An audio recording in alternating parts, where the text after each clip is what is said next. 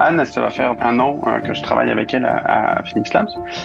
Et puis je pense que ce qui la caractérise le plus, c'est son humanité.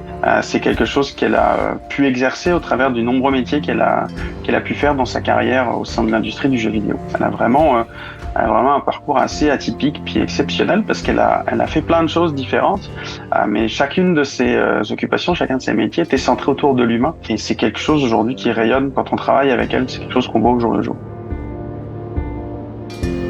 Anne, une vraie disciple de l'inclusion avant même qu'on en parle. Anne, depuis longtemps, a institué ça dans ses équipes de travail, c'est-à-dire d'inclure plus de femmes, des variétés d'artistes aussi. Anne a cette capacité incroyable de construire des équipes dans lesquelles on se sent bien, des équipes dans lesquelles les gens se respectent, une équipe dans laquelle les gens peuvent s'épanouir.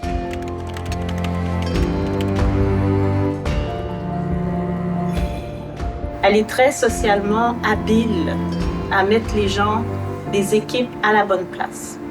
Puis je trouve que son edge, si je peux dire ça, c'est d'avoir une curiosité intrinsèque, parce qu'elle aime ça, sur la narrativité dans les jeux. Tu sais, qu'est-ce qu'on raconte comme histoire? Est-ce que c'est socialement acceptable? Est-ce que c'est éthique? Quand on a commencé Phoenix Lab ici, moi j'ai toujours milité pour ça, mais en même temps c'est difficile. À l'université, dans les écoles, il y a toujours moins de femmes, donc c'est difficile d'avoir une entreprise qui a plus de femmes parce que sur les bancs d'école, il n'y en a pas tant que ça.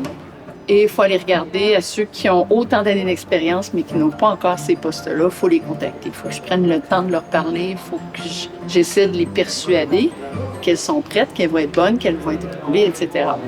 Souvent en réunion, moi, je leur dis aux gars avec qui je travaille, « Les gars, je m'excuse, mais Anne, la maudite fatigante féministe, trouvez des filles, essayez de trouver des filles, faites des efforts. Puis c'est qui les super potentiels que vous avez vus, qui sont pas nécessairement encore dans des postes de direction, mais vous êtes avec moi pour les faire grandir. » Puis ah oui, OK.